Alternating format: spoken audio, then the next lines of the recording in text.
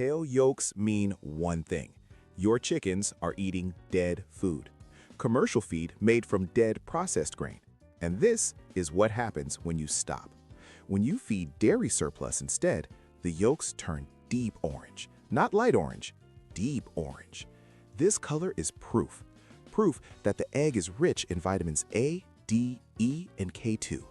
Proof that you are feeding your chickens what they were designed to eat. And proof that you can save over $1,000 a year while producing better eggs than you can buy at any price. This is how Beth and Shawn Dougherty have been feeding their chickens for decades at their farm in Ohio. They write that on the grass-fed homestead, there is nearly always some form of dairy surplus available. Whey, buttermilk, skim milk. When you feed it to your chickens, they produce eggs with deep orange yolks. The Doughertys have been doing this for decades, using 5 simple elements, and I am going to show you exactly what they are. Here are the 5 elements. Element 1, dairy surplus. Element 2, sprouted grains.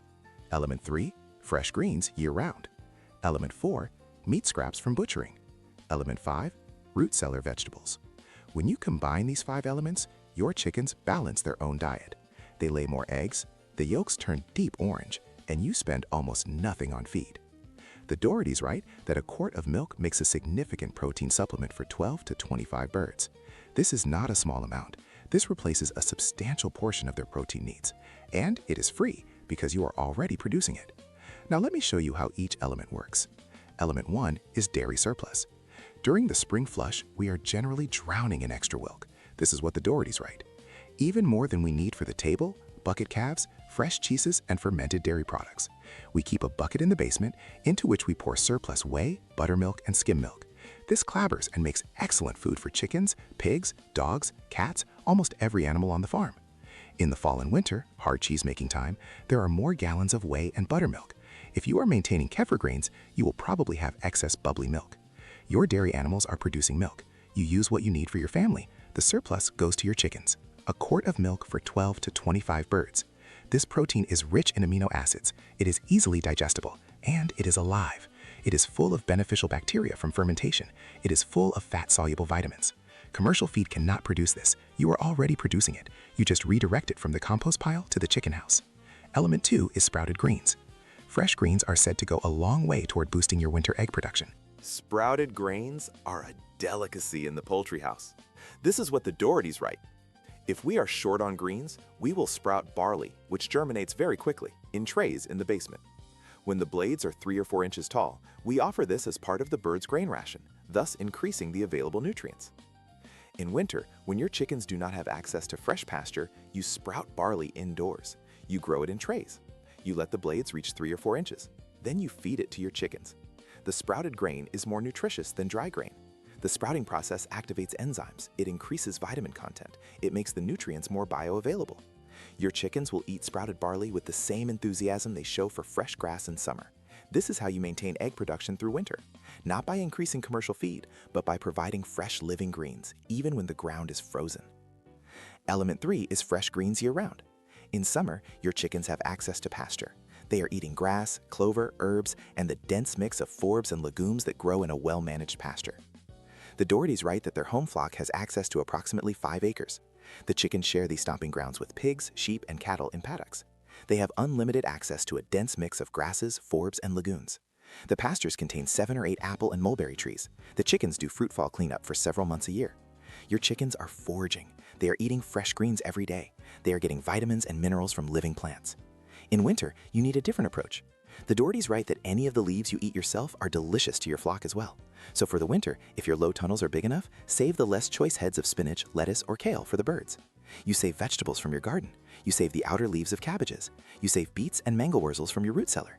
You spike a beet or mangel-wurzel on a nail in the henhouse wall. The chickens peck at it for calories, minerals, and entertainment. Element 4 is meat scraps from butchering. Butchering large animals generates lots of meat scraps and offal, a small amount of which, fed daily to our egg layers, replaces the bugs, grubs, and worms that were a principal protein source in the warm months. This is what the Doughertys write. We package small amounts of miscellaneous scraps, which can be defrosted one at a time and fed out over several days. Our hens thank us with more eggs in the basket. When you butcher a cow, a pig, or a sheep, you have offal, you have organ meats, you have fat trimmings, you have bones with meat still attached. You package these in small amounts, you freeze them, then through the winter you defrost one package at a time. You feed it to your chickens, they eat it eagerly. Chickens are not vegetarians, they are omnivores. They need animal protein. In summer they get this from insects, in winter they get this from butchering scraps. Table scraps and cooking surpluses are always welcome, including extra animal fats left over from cooking. Good energy food for keeping warm in winter. Element 5 is root cellar vegetables. Do not overlook the root cellar and dry cave or attic as sources of poultry feed. This is what the Doughertys write. A beet or mangowurzel spiked on a nail in the henhouse wall is often recommended for chickens in the winter for calories, minerals, and entertainment. We sometimes feed beets cooked as well. The outside leaves of storage cabbages provide vitamins and roughage.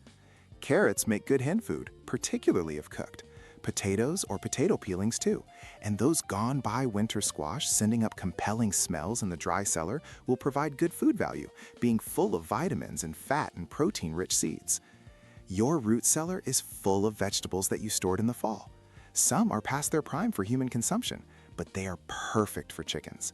Beets, carrots, potatoes, squash all provide calories, vitamins, and minerals. The squash seeds are especially valuable. They are high in fat and protein. This is how you turn vegetables that might otherwise go to waste into chicken feed. Now, here is how you tie all 5 elements together. You are not replacing commercial feed entirely. You are replacing most of it. The Doughertys write that chickens will eat as much as they want of whatever they want. What they eat will in practice average out at about 4.5 ounces of wheat per day each, and well under half an ounce of fish meal. For fish meal, you can substitute any other high-protein food, soy meal, chickpeas. You give your chickens dairy surplus every day. You give them sprouted grains in winter. You give them fresh greens year-round from pasture in summer and saved vegetables in winter. You give them meat scraps from butchering. You give them root cellar vegetables. And you supplement with a small amount of whole grain and high-protein meal. They balance their own diet. They eat what they need. They do not overeat. And they lay plenty of eggs with deep orange yolks. Here's what you are feeding. From dairy surplus, you are giving them whey, buttermilk, skim milk, and kefir, rich in amino acids and beneficial bacteria, free because you are already producing it. From sprouted grains, you are giving them fresh living grains in winter, boosts egg production when it would normally decline, costs almost nothing. From fresh greens year-round, you are giving them grass, clover, herbs, and saved vegetables, provides vitamins, minerals, and roughage, free in summer from pasture, nearly free in winter from garden surplus. From meat scraps, you are giving them butchering offal and table scraps, replaces the insects they would eat in summer, free because it is waste from your own butchering. From root cellar vegetables, you are giving them beets, carrots, potatoes, and squash, provides calories, vitamins, and minerals through cold months, nearly free because these are vegetables that might otherwise go to waste. Here is the money. With this method, your chickens are getting most of their food from the farm. If you have 2 dozen laying hens and you give them 1 quart of surplus milk per day, you are providing substantial protein. If you add sprouted grains, fresh greens, meat scraps, and root cellar vegetables, you are providing almost everything they need. You only need to supplement with a small amount of whole grain. The Doughertys write that chickens will eat about 4.5 ounces of wheat per day each. For 2 dozen hens, this is about 7 pounds of wheat per day. At current prices for organic wheat, this is about $2 per day or $60 per month. Compare this to feeding commercial layer ration. 2 dozen hens eating commercial feed will consume about 3 pounds of feed per bird per week. This is 72 pounds per week, or about 300 pounds per month. At current prices for organic layer ration, this is about $150 per month. This method saves you $90 per month, or over $1,000 per year. And the eggs are better. Here is the proof that the eggs are better. The deep orange yolks. When you crack open an egg from a hen fed on this method, the yolk is a color you have never seen from a store-bought egg. Not pale yellow, not even light orange. Deep, rich, almost red orange. This color comes from the carotenoids in the fresh greens your chickens are eating. It comes from the fat-soluble vitamins in the dairy surplus. It comes from the varied diet of sprouted grains, meat scraps, and root cellar vegetables. This color is proof that the egg is nutrient-dense. Studies have shown that eggs from pastured hens have 2 times more omega-3 fatty acids than eggs from caged hens, 3 times more vitamin E, 7 times more beta-carotene, and more vitamin A, vitamin D, and vitamin K2. This is not marketing, this is measurable nutritional difference. You can see it in the color of the yolk. The deep orange yolk is proof that your chickens are eating a varied, nutrient-dense diet. It is proof that this method works. Now here is how to start.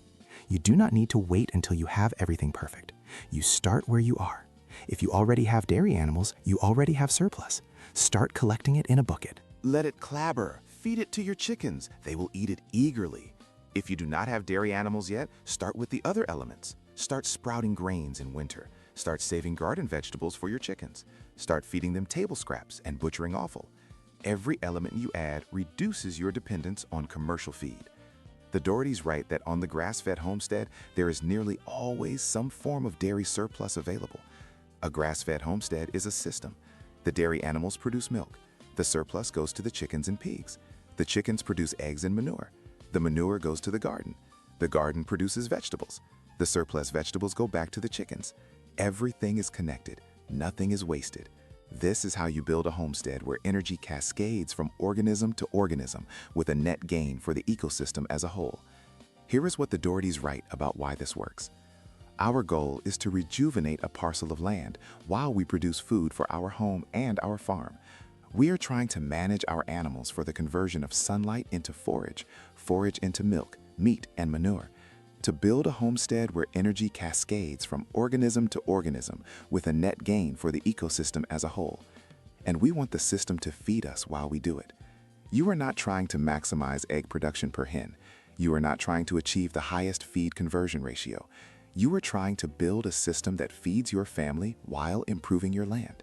This method does this. Your chickens are eating food that would otherwise go to waste.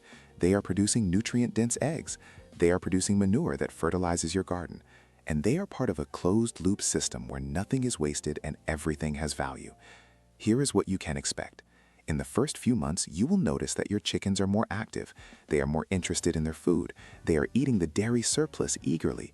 They are pecking at the sprouted grains. They are fighting over the meat scraps. This is because the food is alive. It is fresh, it is varied, and it is exactly what chickens are designed to eat. Within a few weeks, you will notice that the egg yolks are getting darker. They are changing from pale yellow to light orange to deep orange. This is proof that the diet is working. Within a few months, you will notice that your feed costs are dropping. You are buying less commercial feed. You are using more of what your farm produces, and you are spending less money. Within a year, you will notice that your chickens are healthier.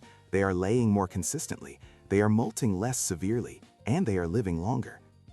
The Dougherty's write that a good farm bird ought to lay an egg every day or two pretty steadily from sometime in February into November or December. Longer would be nice, and keep doing that for at least 2 or 3 years.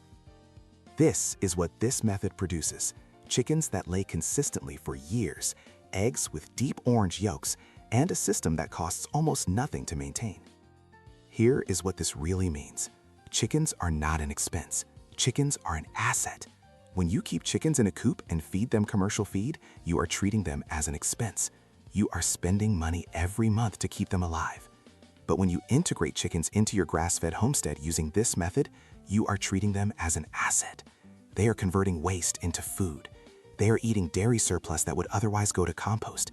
They are eating sprouted grains, fresh greens, meat scraps, and root cellar vegetables. They are producing eggs with deep orange yolks. They are producing manure that fertilizes your garden. And they are doing all of this while costing you almost nothing. This is what real self-sufficiency looks like. It does not mean doing everything yourself.